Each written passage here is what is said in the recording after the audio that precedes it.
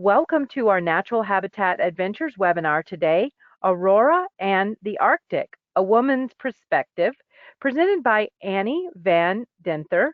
She is an expedition leader and our guide development director, and I'd like to tell you a little bit about her. She's been an expedition leader with Natural Habitat since 1999 and is also our guide development director. Annie lives in Homer, Alaska with her husband and 3 children. She has guided every one of NatHab's Canadian itineraries, including our flagship seal watching trip. She has guided in Antarctica, Alaska, South America, and Mexico. She has a degree in biology and geology with a master's in creative writing from the University of Alaska. She met her husband in Churchill, and her kids have spent time in the Duke of Marlborough School during Aurora season. She joins us today from Homer, Alaska. Please welcome Annie Van Denther. Hello, everybody. I am so excited to be here and introducing our first ever all-women's expedition. It is something that I have dreamt about guiding for a very long time. And today I want to introduce to you this trip, of course, and why I am so excited to be guiding it and why I think you should join me on this trip. But I also want to share a little bit of how this trip came to be. There's a lot of questions that I've gotten from even family members and our fellow travelers about why this trip is even happening. So I want to share a little bit about how it came to be. First of all, this is a picture of me. As Lee said, and thank you, Lee, for that kind introduction. I have been guiding with NatHab for a while, and as all of you out there who have been on our adventures know, all of our groups are so incredible and precious to us. And I think if you've been on one of our trips, we always say this is the best group I've ever had. But there are groups that are extra special to us. And ironically, the trip that brought this idea around for me was an all-male group.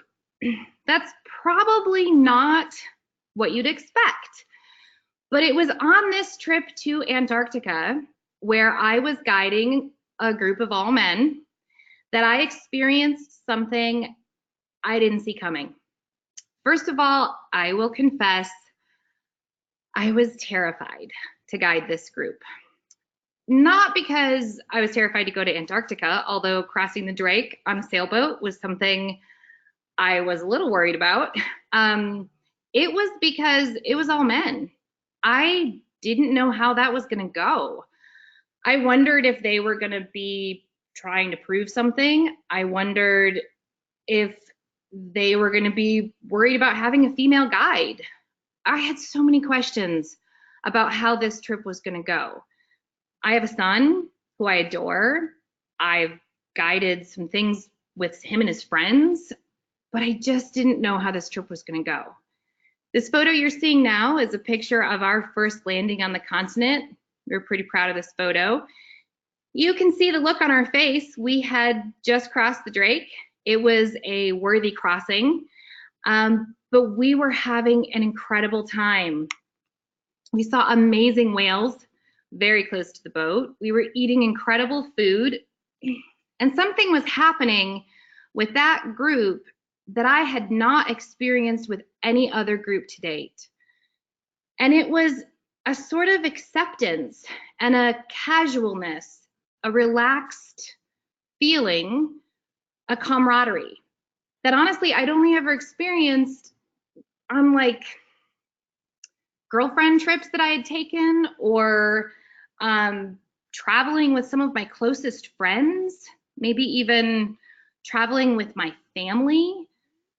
These men who did not all know each other before taking this trip bonded in a way that I had never seen strangers bond before. I started to ask myself, Was it this location? Was it because they had triumphed over crossing the Drake? Was it this trip?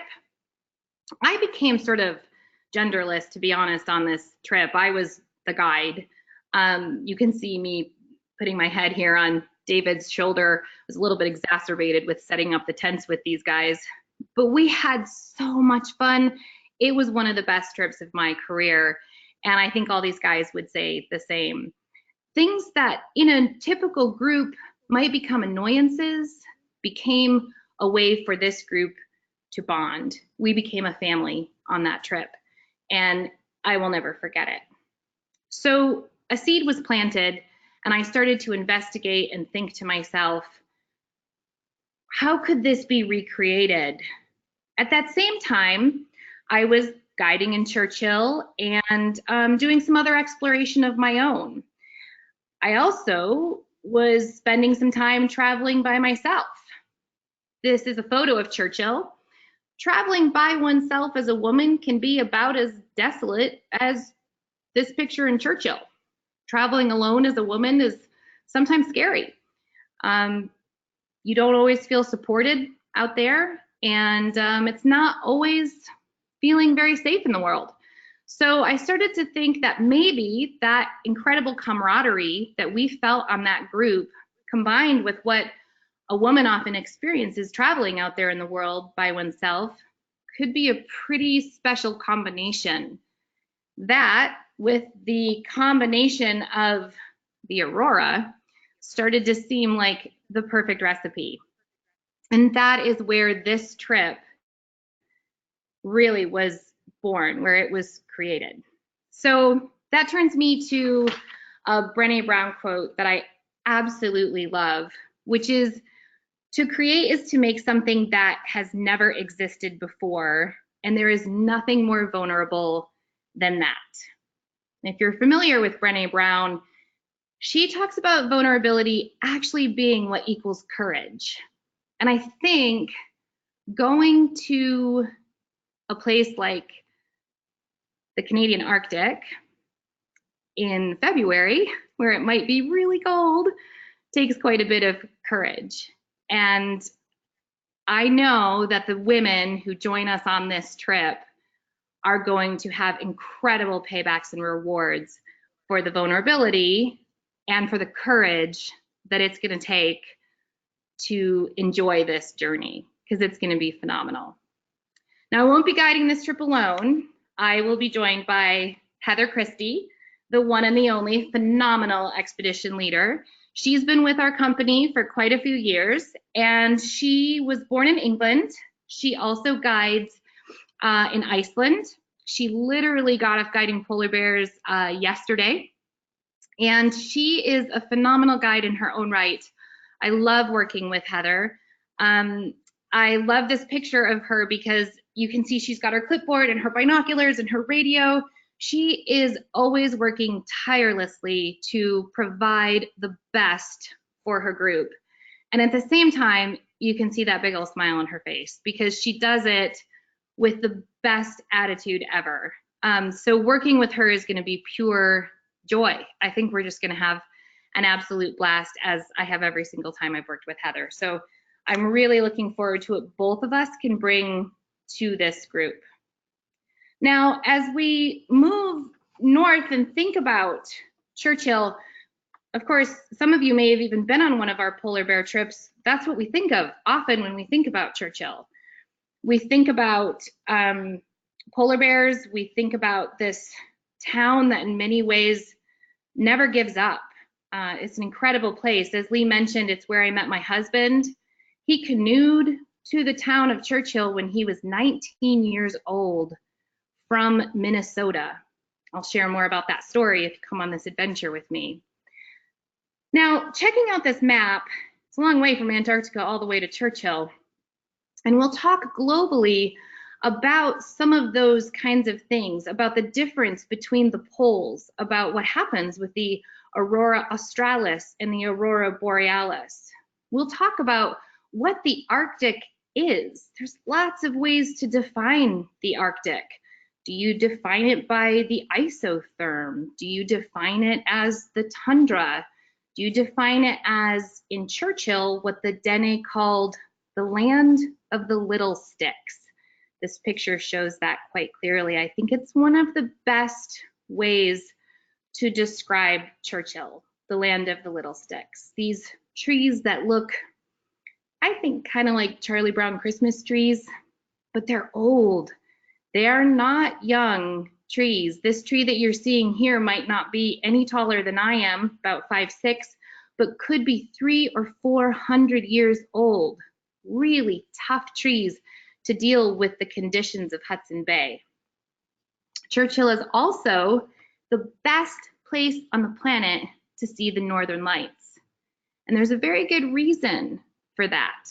We will be flying from Winnipeg to Churchill, which is on the shores of Hudson Bay, and into what is called the Aurora Oval. Now, if you take a look at this map for a second, and you see where that yellow arrow is pointing to, you will be seeing that green neon light. That's the Aurora. Now, what you're looking at there is a map of Churchill. The most likely place to see the northern lights on our planet is actually Churchill. You take your eyes on this map over to Homer, Alaska, just really over to Alaska, where I am presenting from today. You'll see that there are not lights glowing over where I am. This is a Aurora forecast map from today. Even though I live at the same latitude as Churchill, about 59 degrees north, I do not live under the Aurora Oval. And that means I'm really not that likely to see northern lights here compared to those who live in Churchill. That has a lot to do with the magnetic field of our Earth. And that's something we will go deeply into on our trip. The long and short of it is, if you live in Churchill, or if you go visit Churchill during the clear days of February and March, you can count on seeing the northern lights there more than you can in other northern locations. And that's why Natural Habitat Adventures has chosen that place to be our spot for viewing northern lights. Now, we have quite a few different ways to gather and see these lights, all of which are incredibly comfortable. I'm super excited that as we gather to see these lights, we will be doing so in the safe group of women, and we can gather to share stories, to be courageously vulnerable together, to learn some of the skills that the first women who moved through the Canadian Arctic had to learn in order to move through that area. So this is our Aurora pod, and you can see that it's heated. It's a great place to sit and watch the northern lights dance above our heads. We can also go outside and film the lights. We can take photographs of them. I am a photography guide. In fact, my photo skills were in many ways first learned here. So I did my first photo trips during the Aurora season of 2014. And I love my 6-second exposures of these lights. So here we will be in the heated Aurora pod, going in and out as the lights appear. And it's really one of the best places in the world to view the lights. Now, this next slide is really exciting to me because we have a new way of going to see the lights. And that's why it's a drawing. We will be taking a snow coach from a place called Goose Creek, which is just a little sort of cottage community of Churchill. And we will be going through Goose Creek across the Churchill River to the boreal forest. And there will be a cabin waiting for us. And there we will be viewing the lights. When I heard about this experience, I literally got goosebumps. This is so Nat Hab to keep pushing the envelope and literally have one of the best designed experiences possible in the world. So I mentioned that my husband canoed to Churchill. Well, I've also gone outside of bear season and outside of Aurora season to a trap line with just him. The route that we'll be taking is the best route to go to one of those trap lines. What's a trap line? We'll learn that on this trip. It's the way that people have survived off of the land for years. Lots of questions about it and lots of things to get into, and we'll be talking about that. Women have survived on those trap lines for years. When you go in this snow coach, you will be traveling a route that people have traveled for years. When I took that route with my husband, we went on a snow machine in an absolute whiteout, and he still knew how to travel that land. I know women that can travel that land in a whiteout and not get lost. Those skills are something to learn about for sure. And we'll be learning about that as we go there. You know, the whole town of Churchill used to be across the river. That's another story too. As we sit in the pod, as we sit in the cabin, as we sit in the Aurora domes, we will be warm and we will be comfortable. Because as you can see, these beautiful ladies having a nap here, the lights don't necessarily come out at 8:30 p.m. sharp. So sometimes it's a waiting game. And during that time, we'll have some things that we can work on together, that we can tell stories. We'll also just have a comfortable place to rest as we wait for those beautiful lights to show themselves. And that they will. So we'll be learning and seeing lights. Here's another view outside the pod. Here's a view outside the Aurora domes. In this photo, you can actually see, here's the bus pulled up, and then if you look carefully, you can see those domes. Once you get inside of the actual building, there are ladders up into that dome, and you can sit right inside. So you're looking through that glass or plexiglass structure and able to just watch through that clear structure as you enjoy the night skies. Being able to photograph those lights is a challenge, I will say, but that's where you'll have me and Heather to help you through that process. Now, outside of this experience, during the day, we will have other things to do. And that's where we will be learning about the incredible women who moved through this land. Thanadelthur is one of them. Many people call her the founding mother of Canada, and that is not too dramatic of a saying. What she did is she helped to form peace between the 3 First Nation groups and the Hudson Bay Company. Obviously, this is not a photograph of her. It's a photograph of a Dene woman who we think she would have looked like.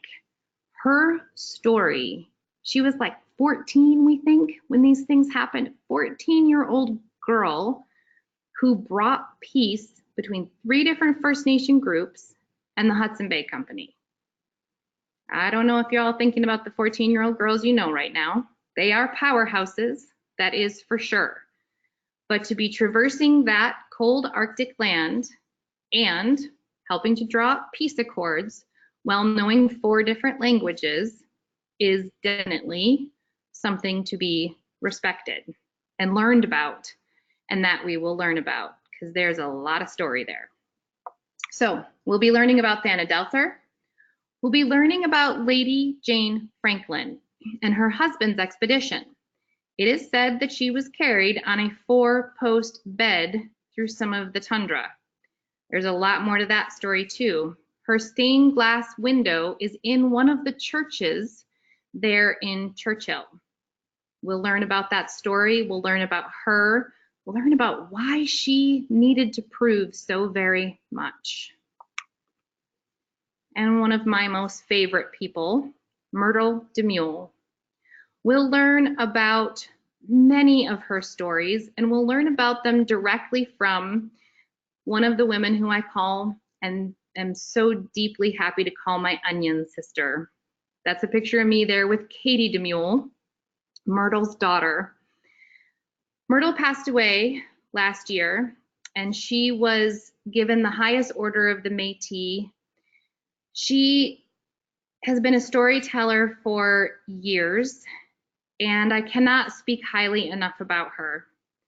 Katie has agreed to carry on her storytelling, and she will be with us for different parts of our trip, and she will help to share some of the stories that Myrtle has shared over the years.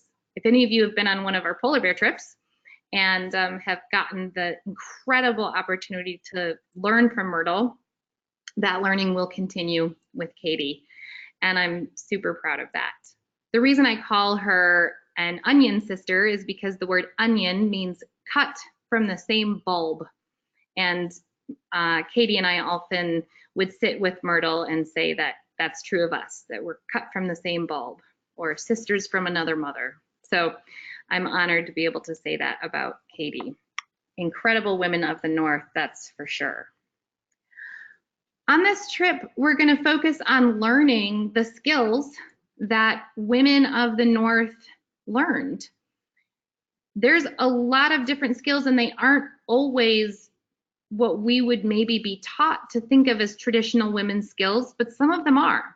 And one of those is beading. So we will take some time to learn about beading and making moccasins. See an example of that here. We will also learn about the wildlife of the area. What can we see during that time of year? We can hope to always see ravens. They are my favorite bird. There's a lot of different folklore about them, but a question that I always have to ask is, why do they show up in black even during the white winter? They're the only Arctic species that remains black even in the white of winter. The red fox, the Arctic fox, the Arctic hare, another one of my favorite animals. We'll enjoy photography together. That's something that we will learn a lot about. White on white photography can be really tough, just as tough as those northern lights. So we'll work on that. Snowshoeing is something that we will have a chance to do together. Getting to see some of the iconic places around Churchill, like this Inukshuk, which has come to mean welcome, but is actually something that is much deeper than that, and we will learn about the Inukshuks. We will build igloos together and learn about that skill, because it's a survival skill that women needed to know just as much as men. It's a lot of fun. We will go dog sledding together. This is the picture of my daughter holding a puppy. And then one of the most important questions that I've had from people repeatedly when we've talked about this trip that I really wanted to talk about is, what do you need to bring? I can't tell you how many people have asked me this question. So we provide quite a bit for this trip. We provide a parka. You do not need to go out and buy a winter coat for this trip. We provide a parka, snow pants, snow boots, a toque, you can all practice saying that right now, which is a hat, the winter hat, mittens, and a fleece. So those are things that you do not have to go out and purchase. What you will need is long underwear, liner gloves, and then just other warm layers that you can put underneath those things that are provided. Of course, there's other things, you know, like a camera and that sort of thing. But as far as the warm weather gear, this is really the trimmed down basics. I've gotten a lot of questions since I've been kind of putting this up on Facebook and speaking to friends about this trip. So I wanted to clarify that in this webinar, just so that people could have really the simplified version. Another thing that I think can't be ignored about Churchill, whether it's nighttime or daytime, is the incredible skies. So during the day, one of my most favorite things to keep an eye out for is sundogs or the incredible sunsets. I just can't get enough of them. So I couldn't end this webinar without at least having a picture of that. And with that, I want to just make sure that we talk a little bit about the attention that will be paid with this group to the group. At NatHab, we specialize in taking care of our guests. Our guides, with every single group that we have, we go above and beyond every trip. And we will do that with this group. And we will also, with this group, pay a bit of attention to the intention of the group. And with that, I would like to say that we will have an opt-in book club pre-trip for the first time.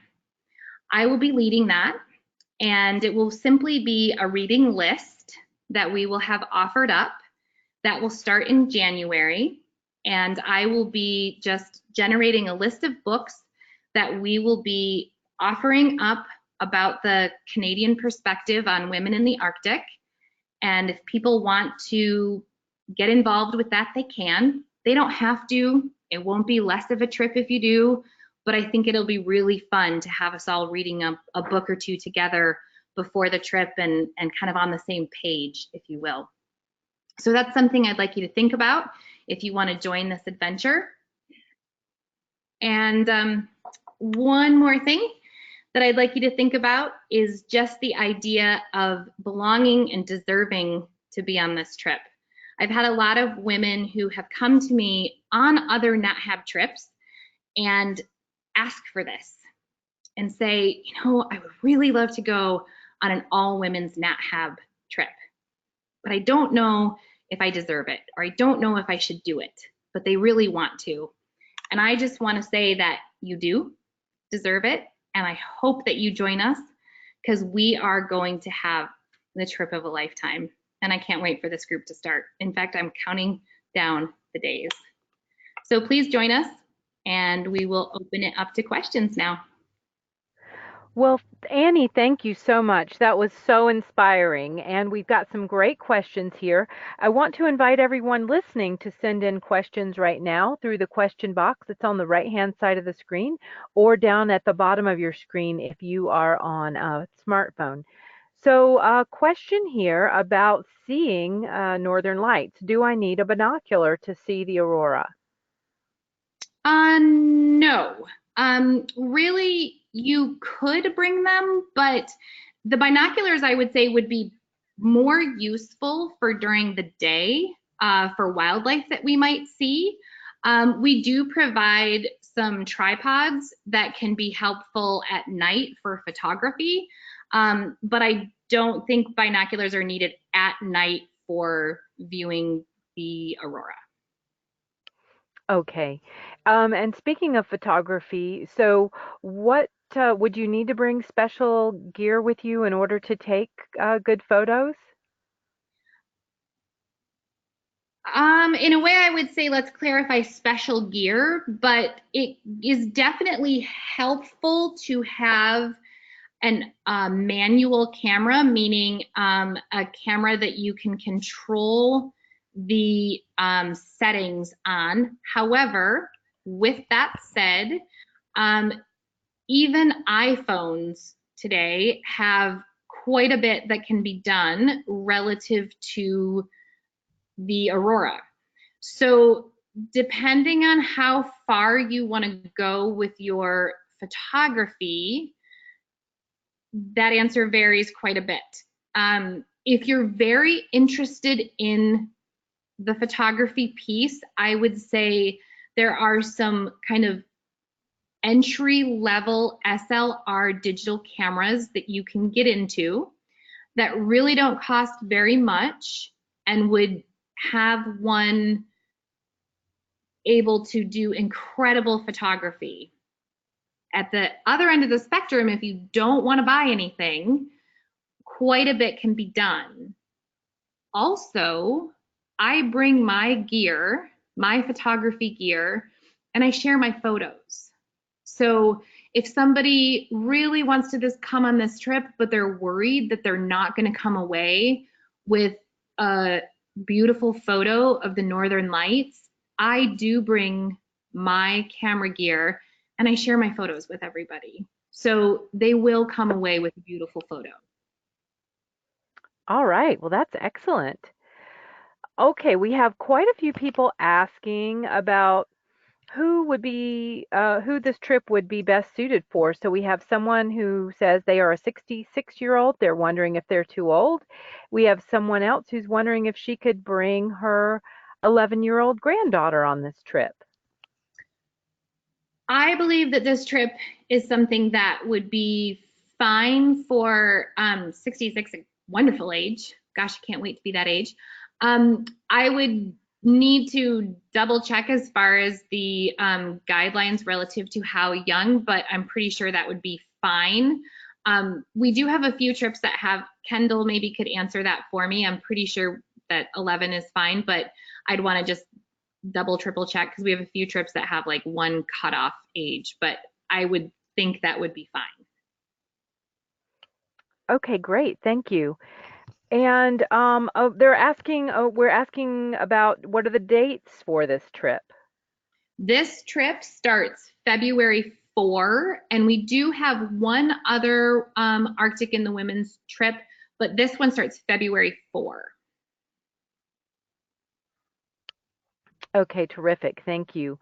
And will we get in February?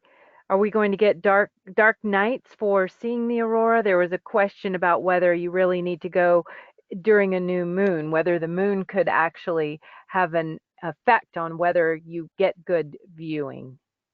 The moon is actually an incredible asset in terms of photography. So we will get dark enough nights for the aurora, regardless of what the moon is doing. And it can be amazing to take photographs with all kinds of moon phases. So it's a great question. And I would be confident to guide an aurora trip during any moon phase. Okay, terrific. Thank you. All right, let's see. Question. Do you know if this is going to be an annual trip? I sure hope so.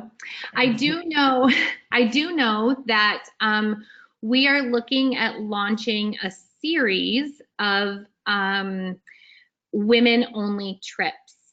I cannot promise that it will be an annual February 4 Aurora trip, but I can say that we are really looking at this idea of women-only trips, and we're trying to figure out which one should be the next one.